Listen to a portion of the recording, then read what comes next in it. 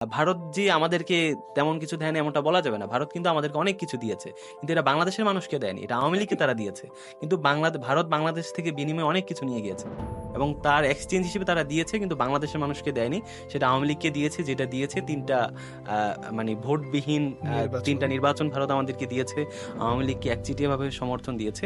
তো এই ক্ষেত্রে এখন যেহেতু একটা পরিবর্তিত সিচুয়েশন তৈরি হয়েছে জুলাইয়ের যে গণ অভ্যুত্থানের ফলে, আমাদের হচ্ছে প্রায় ২,০০০ শহীদদের আত্মত্যাগের ফলে ৩,০০০ থেকে ৪,০০০ যে মানুষ যে চোখ হারালো, অন্ধত্ব হলো, এবং যারা হচ্ছে পঙ্গু হলো, এই মানুষগুলার বিনিময়ে আমরা যে একটা নতুন পরিবর্তিত বাংলাদেশ পেয়েছি।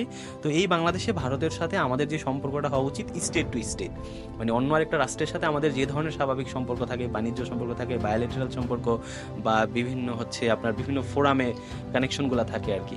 তো এই ক্ষেত্রে আমাদের স্টেট টু স্টেট কানেকশন হবে, এবং সেটা আসলে কোনো মানে এটা হচ্ছে এক ধরনের উইন উইন সিচুয়েশন আপনাকে যেতে হবে। মানে ভারতের সাথে যে বাংলাদেশের যে সম্পর্কটা হবে, এটা কোনো নতজানু পররাষ্ট্রনীতি না, এটা এক ধরনের একটা উইন উইন সিচুয়েশন আমাদেরকে যেতে হবে। এবং এই উইন উইন সিচুয়েশনটা আপনাকে করে যে আপনার এখানে যে ডিপ্লোম্যাটিক যে ক্যাপিটাল কতটুকু, আপনার রাষ্ট্রের ক্যাপাসিটি কতটুকু, আপনার রাষ্ট্র পরিচালনায় যারা আছে তাদের ডিপ্লোম্যাটিক ম্যানিউভার কতটুকু আছে, এটার উপর ডিপেন্ড করে। আমাদের একটা উইন উইন সিচুয়েশনে ভারতের সাথে যেতে হবে। ভারতকে আপনি একদম শত্রু বানিয়েও হচ্ছে এখানে টিকে থাকা আপনার খুব মুশকিল।